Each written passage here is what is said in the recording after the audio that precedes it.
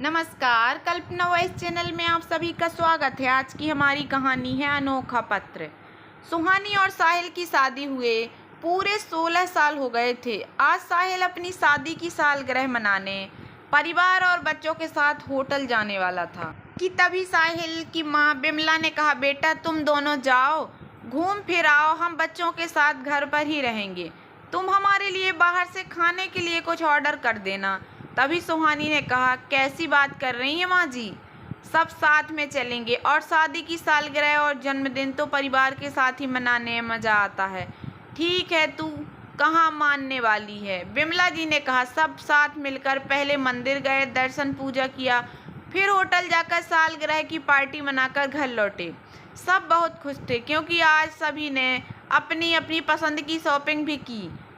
घर आकर सुहानी ने मजाक करते हुए कहा, वाह क्या बात है, सालगिरह हमारी और शॉपिंग सबकी, ये तो बहुत गलत बात है। और हर बार जन्मदिन और सालगिरह के नाम पर आप सब मिलकर मेरा बैलेंस बिगाड़ देते हैं, सबके लिए फिजूल खर्ची कराकर। साहिल ने हंसते हुए कहा। तभी सुहानी के फ़ोन की घंटी बजी। देखा तो उसकी छोटी ननंद का फ़ोन था। उसने फ़ोन उठाकर हेलो कहते हुए कहा, वाह दीदी, आपको अभी याद आई। नंद ने मजाक करते हुए कहा, अरे मेरी प्यारी भाभी, आप सच में झल्ली हो। 16 साल हो गए हैं आपकी शादी को, लेकिन आपका उत्साह अभी तक कम नहीं हुआ। भाभी माफ़ी चाहूँगी देरी के लिए, दरअसल आज थोड़ा बिजी हो गई थी, कुछ मेहमान आ गए थे इसलिए आपको फ़ोन नहीं कर पाई थी। लेकिन सबसे पहले ये बताओ, आपने आज क्या धमका के लिया मेरे कंजूस भाई से। और ठहाके लगाकर हंसने लगी। दोनों ननंद भाभी की इतने में साहिल भी आ गया और उसने कहा, क्या हंसी ठिठोली हो रही है नंद भाभी के बीच में। तभी सुहानी ने कहा, दीदी लीजिए, आप अपने भाई से ही पूछ लीजिए। कहते हुए सुहानी ने फ़ोन साहिल को पकड़ा दिया। तब सुहानी की नंद ने कहा, कुछ नहीं भैया, हर साल आपकी सालगिरह पर भाभी का दिया हुआ अनोखा पत्र याद आ जाता है जो उन्होंने आपके लिए लिखा था, और मेरी हंसी ही नहीं रुकती उसके बारे में सोचकर। बहन की बात सुन साहिल भी मुस्कुराने लगा और जिंदगी के बीते पल उसे याद आ गए। औपचारिक बातचीत के बाद उसने फ़ोन रख दिया। दरअसल साहिल पहले से ऐसा नहीं था, उसकी कंजूसी की आदत से पूरा घर परेशान रहता था। साहिल की माँ तो कभी कभी गुस्से में कह भी देती, ना जाने किसकी परछाई पड़ गई इसको। सुहानी से शादी के बाद तो उसकी आदत और भी खराब हो गई थी। अब तो वो एक एक पैसे को दांतों तले दबा कर रखता। जिंदगी को जिंदा दिली से जीने वाली सुहानी के लिए ऐसा जीवन साथी एक बुरे ख्वाब की तरह था। अंत में उसने साहिल की आदतों से परेशान होकर उसको सबक सिखाने का प्लान बनाया, जिसमें पूरे परिवार ने उसका साथ दिया और सुहानी उस प्लान में कामयाब भी रही। और साहिल ने अपनी कंजूसी की आदतों को धीरे धीरे बदल लिया। रात में सुहानी जब कमरे में गई तो देखा साहिल कुछ पढ़कर मुस्कुरा रहे हैं। तभी सुहानी ने कहा, अकेले अकेले क्यों मुस्कुरा रहे हो पतिदेव, हमें भी बताइए, हम भी थोड़ा हंस लें। तभी साहिल ने सुहानी के हाथों में वो अनोखा पत्र पकड़ाते हुए कहा, तुम्हारे पागलपन को पढ़कर हंस रहा हूँ जिसने मुझे बदल कर रख दिया। सुहानी ने हंसते हुए कहा, अरे तुमने इसे अभी तक संभाल कर रखा हुआ है। दरअसल साहिल एक बहुत ही कंजूस व्यक्ति था।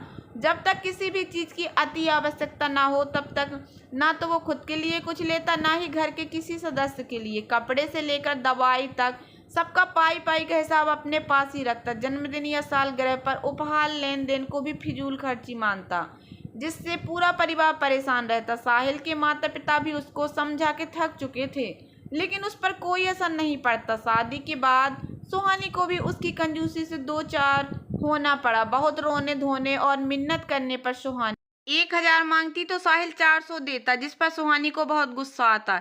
इसी आदत से परेशान होकर सुहानी ने एक दिन ये कदम उठाया। पत्र में सुहानी ने लिखा था, प्रिय पति परमेश्वर, देखते देखते हमारी शादी को आज पूरे 4 वर्ष गुजर गए, लेकिन आप हर बार शादी की सालगिरह पर मुझसे यही कहते रहते, बर्बादी का भी कोई जश्न मनाता है क्या भला। मैं पागल नहीं हूँ जो आप पागल सिर फिरी पत्नी मिलने का जश्न मनाऊं।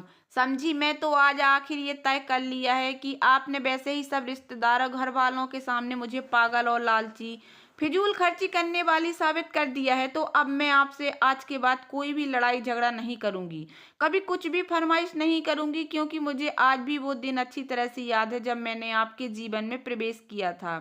जब मैं विदाई के वक्त रो रही थी और आप मुस्कुराए जा रहे थे, ये कहती हुए कि औरतें रोकर आदमियों को पागल बनाती हैं, लेकिन मैं पागल नहीं बनने वाला।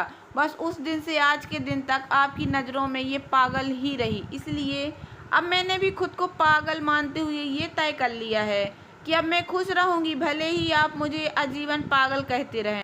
अब मैं हंसूंगी, अपनी मर्जी के सारे काम करूंगी और रोना भूल जाऊंगी, क्योंकि मेरे लिए मेरे जीवन का हर पल अनमोल है और क्या पता मेरे जीवन में कल हो ना हो। तो इसलिए आपकी कंजूसी के चक्कर में मैं अपने जीवन के अनमोल पल खोना नहीं चाहती। इसलिए अब मैं अपने एक एक अनमोल पल को खुलकर जीऊँगी। आपको कोई उपहार ना देना ना सही, लेकिन अब मैं खुद से खुद को उपहार दूंगी।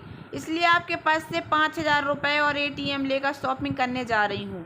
आगे आपकी मर्जी। मेरे शॉपिंग मॉल पहुँचने तक या तो आप ऑफिस पहुँच जाइए या फिर अपने पैसे और ATM बचाकर मुझे कोई अच्छा गिफ्ट देकर मेरे साथ सालगिरह मनाइए, वरना मैं अकेले ही केक कट कर सकती हूँ और आगे भी ऐसे ही अपनी सारी ज़रूरतें पूरी कर सकती हूँ। आपकी इकलौती सिरफिरी पागल पत्नी। उस दिन सुहानी पत्र लिखकर सुबह सुबह ही अपनी छोटी नंद को देते हुए इसे अपने भैया को दे दीजिएगा और खुद वहाँ से चली गई। उस दिन जब साहिल ने पत्र पढ़ा, उसके चेहरे की हवाइयाँ उड़ गईं। वो ऑफिस जाने की बजाय सुहानी को ढूंढने लगा। उसकी नज़र आज बार बार मोबाइल पर जा रही थी कि कहीं कोई ट्रांजैक्शन तो नहीं हुआ। आखिर में पूरे 4 घंटे ढूंढने के बाद साहिल को सुहानी मॉल की सीढ़ियों पर बैठी हुई मिली, जिसे देखते ही साहिल के सांस में सांस आई। उसने सुहानी को देखते ही गुस्से में पूछा, तुमने शॉपिंग तो नहीं कर ली, सारे पैसे उड़ा तो नहीं दिए?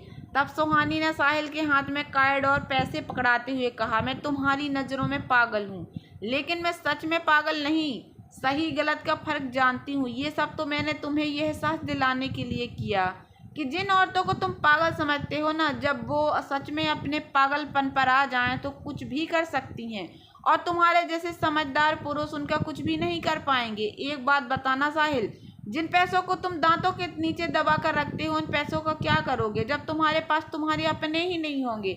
हम पैसे क्यों कमाते हैं? क्योंकि हम जिंदगी को आसान और सुखद बना सकें, लेकिन तुम्हें तो बचत और कंजूसी में फर्क ही नहीं पाता। लेकिन अफसोस तुम ये बात नहीं समझते साहिल, जिंदगी में पैसों से अपने अनमोल यादें सहेज कर रखनी चाहिए, क्योंकि यही पल हमेशा हमें याद रहेंगे। जिंदगी के हर पल को जीना सीखो ताकि आने वाले पल में हमें कोई अफसोस ना हो, समझे? कहकर सुहानी साहिल के हाथों में पैसे और कार्ड पकड़ाकर वहां से जाने लगी। तो साहिल ने उसका हाथ पीछे से पकड़ लिया और कहा, कहाँ जा रही हो? जो करने आई थी चलो वो तो कर लो। सुहानी ने पलट कर देखा तो उसने मुस्कुराते हुए कहा, अरे अपनी शॉपिंग। उस दिन सुहानी ने खुशी खुशी शॉपिंग की और पूरे परिवार के साथ सालगिरह मनाया। तो दोस्तों, कैसी लगी आप लोगों को मेरी ये छोटी सी कहानी? अगर कहानी पसंद आई हो तो प्लीज़ मेरे वीडियो को लाइक कर देना, चैनल पर नए आए हो तो प्लीज़ सब्सक्राइब कर लेना और ज़्यादा से ज़्यादा शेयर करना। धन्यवाद दोस्तों।